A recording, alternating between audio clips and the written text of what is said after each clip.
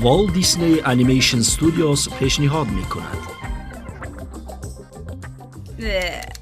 گوشت، شراره خون و نهایت خیر باش. بس کنون ما همش را ثبت کردیم. تشکر به تو پختکان، تو همه گناهایت رو فاش کردی.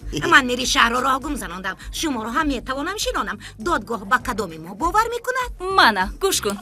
من قصداً درنده ها رو میپرونم تا اینکه آنها وحشی شوند. خلاص دادگاه به همه ما باور میکند. ببخشید کمی نیرنگ کردیم. شریکی غیر چشم داشت. جودی خاکس اولین خرگوش پلیس و روباه قلابی گذرای کوچگرد نیکلاس وایلد امروز با یاری سبزی سبز کننده سیری مخفی میلیشا پختکان برای کس را آشکار نمودند. شما رو هم میتوانم شنانم. بعداً وایلد به پلیس شامل شد.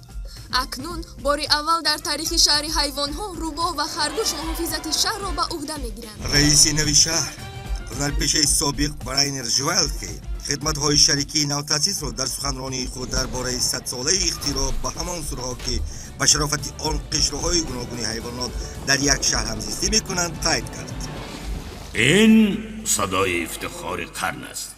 وقتی که خرگوش از یک قشلاق دوردست و روباه کوچگرد با گذشته جنایتی مقابل طبیعت خود جسارت میکنند و برای کارهای نیک عادتهای خود را ویران میکنند، نمونه آنها ما را روح بلند میکند و وادار میسازد که عملهای نامطلوب را فراموش ساخته یک جایه و پشت به پشت زندگی کنیم. پرونده نو را آشکار میکنیم و اولم کمی هم باشد گلستان میگردد، نامی ما وردی زبانی همگان میگردد.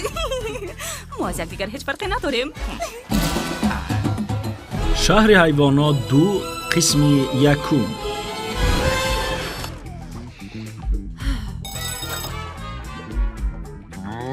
در کار ما دسته متحد این دسته سنگ سکنجه موفقیت است.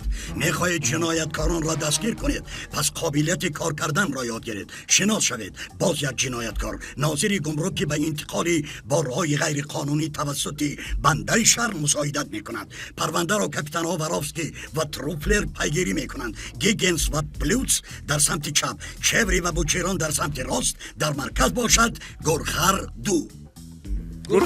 وایلد و خاپس، من میدانم که شما بی‌صبرانه خود را نشان دادن میخواهید، اما همچون نوکار شما باید اول از دیگران تجربه گیرید و شف سلام.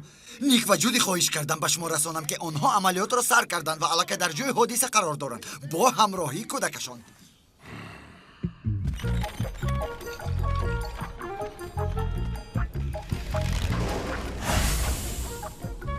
این انیق به کار می رود. نقشه کشیده تو است آخر. ما هیله رو به کار میبریم.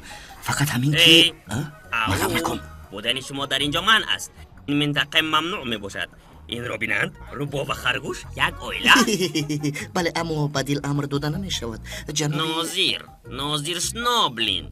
ناظر یعنی شما چی؟ نظارت میکنید که یگون چیزی غیر قانونی رو با این کنتینرها جای نکنند؟ سوال خیلی عجایب الغرایب خانم. بس شما اکنون باید روید. اما صبر کن، لازم نیست. سبیل ماند آخر وی حق است. شما حق است جناب. چی گمانهای همین طور عزیزکم. و چونین یک بندرگاه بزرگ صنعتی با کودک و باز به دعوت نامه آمدن به خاطر آنکه کودک ما تمام عمر این زاد روزش را در یاد داشته باشد. روزی تولد وی است مگر؟ بله، زاد روزی نخستین بعدی همان صدمه. اما این گمبوسه که به استثنای آنکه دومش رو از نو به جایش دوختند میخواهد چوخ را بیند تا اینکه راننده قطار در پای گچ بسته‌اش امضای خود را گذارد. اما من فکر میکنم که ناظر گمرک حتی بهتر است. براستی؟ خیر مایلش مگر به کودک رد کرده میشود. شما بزرگه. تشکری زیاد.